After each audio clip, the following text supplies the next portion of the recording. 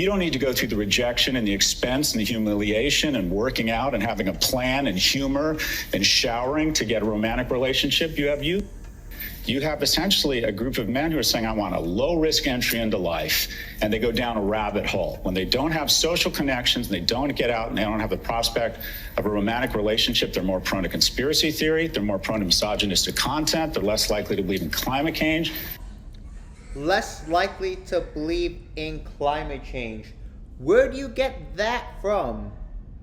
Did he just say less likely to believe in... Prone to conspiracy theory, they're more prone to misogynistic content, they're less likely to believe in climate change. So what relevance does dating have towards believing in climate change? What relevance does it have, like going out to bars, going out, like getting rejected all the time and all that stuff, like unless you're a top 5 to 10% guy? How does that relevant to climate change? And number of younger Americans aren't dating. They're not hanging out. And no, they're not even hooking up. Yeah. Let's explore why that is. Firstly, just the chance, like even if they were to go out, what's the chance of them hooking up? Like 1 in 1,000? You go out like 1,000 times, you get lucky maybe once. I mean, those odds are pretty low to me. Chance of having a false accusation pressed against you? Come on.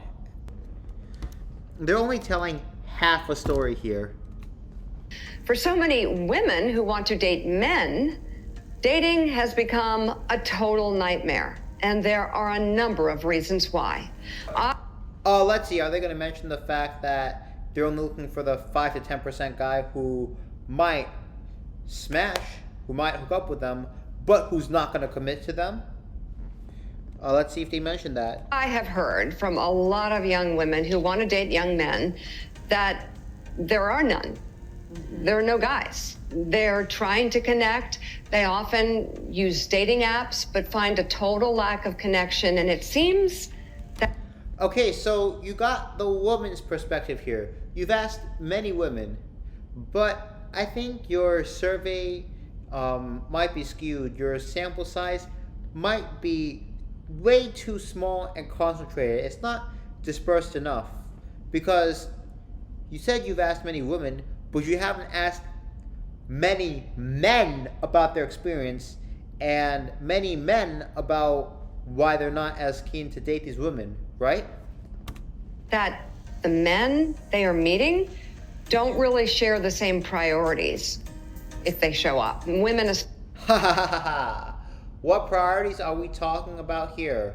The priority of paying for an expensive date? The priority of like paying either way, being her meal ticket, just to see if he has a chance of getting it in that night, which he probably doesn't, and a chance to potentially be used again? Come on, what kind of priority are we talking about here? Be more specific.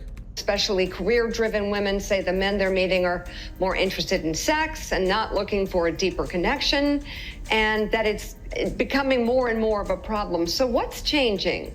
Because not that long ago, people used to meet each other through work, let's be honest, or... Well, people used to meet each other through work. That was before the M2 movement occurred. Now, you meet through work, you might have a good romantic connection, but what happens at the after the breakup? It doesn't matter who broke up, but what happens then? Oh, an HR complaint. Yeah, exactly. Through friends, maybe at a bar or in a college campus, and it gave people a chance to actually learn about each other. Oh yeah, did you also mention about how a lot of these women, like, it's over the smallest thing that they lose interest in the guy? Over the smallest thing that creates such a huge ick? To break through the filters, to demonstrate kindness and show commitment and values, to actually earn affection. But today... Earn affection. Well, I would think that earning affection works both ways. Oh, it's all for the men that to earn affection, but not for the women. Like, oh, the woman should just get the affection because she's a woman. Well, no. As a woman, I think you would have had to have been kind and compassionate as well in order to earn affection from the guy. So many people are living life through a screen. They're not going out nearly as much. Yeah, just as much. So many women are living life through a screen, like swiping, like rejecting a bunch of guys on Tinder just to boost their ego. We know they're only going to go for the 5 to 10% of men who don't want them in the long term, who just want them for the night. And then they're complaining that those men don't want to commit to them.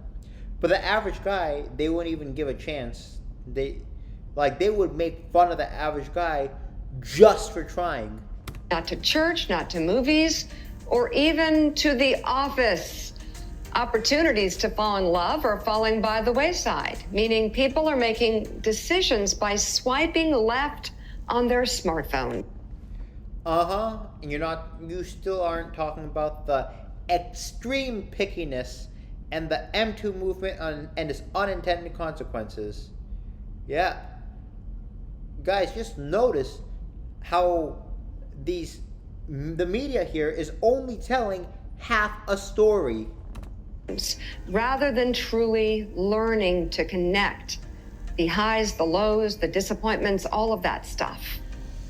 No, I can agree there. The highs, lows, disappointments, the guy can't share his lows, weak points, and everything without it being turned around and used against him. You know what I mean? She might even break up with you just over that one moment of weakness. And it's affecting mental health too. According to a recent study of people over the age of 18, those who used swipe-based dating apps experienced significantly higher rates of psychological distress. Yeah, men too, right? Affecting the mental health of men? Yeah, but obviously you don't want to talk about that. Where are your statistics for the men again? I mean, you think about the mental health, like how can take a toll on you if you're rejected pretty much like 99.9999 times, right? Out of 100, maybe. Like, you go out and you have a 1 in 1,000 chance of getting to lay with the woman, right? Of getting that one night stand, unless you have that chiseled jawline, the looks of Chad and Tyrone, exceptional charisma and all of that, like a full package. Yeah, that 1 in 1,000 chance, right? Like, I think that would take a huge toll on your mental health too. And also, even in the event that you happen to get lucky and then you get a false allegation on you, oh, think about Johnny Depp and Amber Heard. Think about how much of his mental health he lost. Anxiety and depression. Another study showed a link between using dating apps and experiencing loneliness, dissatisfaction with life, and this is a big one, a feeling of exclusion from the world, feeling so out. And when women do go to coffee shops, Well, yeah, I mean, if they're only going for the top 5 to 10% of those Chads and Tyrones who are rejecting them, I guess, well, now you know how it feels, right? Maybe either work on yourself or lower your standards to something more realistic for where you're at right now. I mean, you want the Chad or Tyrone, I mean, let's hit the gym more often, right? Become a little bit sweeter. Oh, but again, also realize, like, don't just go for the F-boys because they're probably not going to commit to you. Like, you probably could tell, like, you probably know, like, oh, he's been with this person, that person, this person, that person. You can just tell the type of personality, right? So, yeah, just that way, like, look for men who are more family-oriented, more traditional.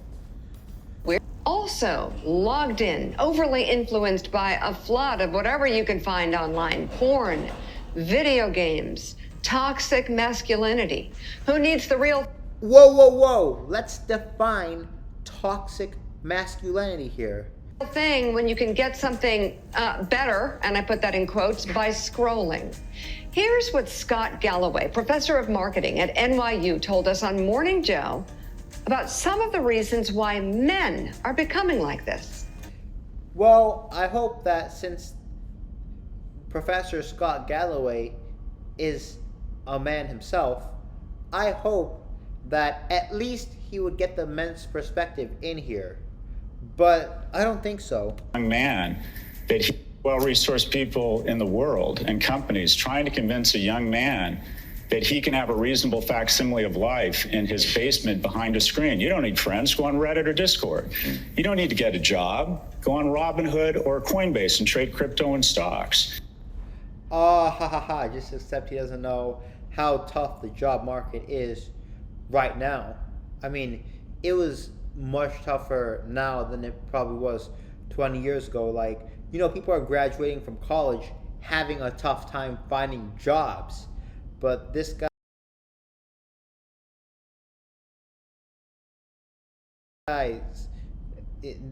is so out of touch with reality. This guy's cognitive dissonance is so big that he can't see that. I mean, maybe since you're a professor, reach out to a few of your students and make sure that 70% of them had a job before you can say, like, oh yes, before you can imply that it's easy to get a job and men just don't want it. You don't need to go through the rejection and the expense and the humiliation and working out and having a plan and humiliation. Yeah, like, who wants to be humiliated, like embarrassed in front of everyone just for shooting their shot? Humor and showering to get a romantic relationship. You have you porn. So we have an entire generation, especially of young men, who are out home sequestering from society and missing out on what it means. You know, there's a reason romantic comedies are 2 hours and not 15 minutes. True victory in life is hard. Going out, meeting someone, finding mentors, finding mates, that stuff is hard, but that's what real victory in real life. Yeah, but also one mistake could completely turn your life upside down. We're not going to talk about those false allegations. I mean, I kind of mentioned it a couple of times here. I don't want to repeat myself, but I think you guys kind of see where I'm getting with it at this. Life is like. And because a lot of men feel rejected on dating apps, the number of jobs that are accessible to them has gone down. You have essentially a group of men who are saying, I want a low-risk entry into life, and they go down a rabbit hole. When they don't have social connections, and they don't get out, and they don't have the prospect of a romantic relationship, they're more prone to conspiracy theory, they're more prone to misogynistic content, they're less likely to believe in climate change.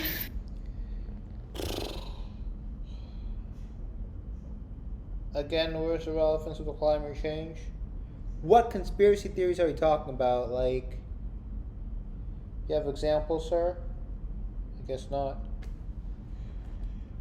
Are you just going to talk out of your rear without evidence? I mean, you can go on YouTube. You can find videos like mine. Maybe those from the Chow Time Pod. Just a little bit of research would kind of show you exactly where a bunch of people are at, like, in their minds, right? Like, I mean, come on, news anchors. Come on, Professor Scott Galloway. Take some responsibility. I mean, it takes two to tango, right? Like, talk about how the women interact on dating apps and the bars, restaurants, and all that stuff. How they try to use men for free drinks. How they, how some of them even get physical when things don't get. How some of them even get physical when things don't go their way. About how they weaponize the M2 movement. How they create all these false allegations. I talk about all these silly games they play on dating apps. And all of that.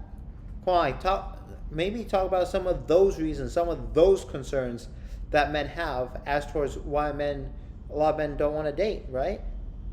But no, it's always easier to blame men for all of society's issues. Anyways, guys, if you like this video, please don't forget to smash that like button, subscribe, bell notifications, and share.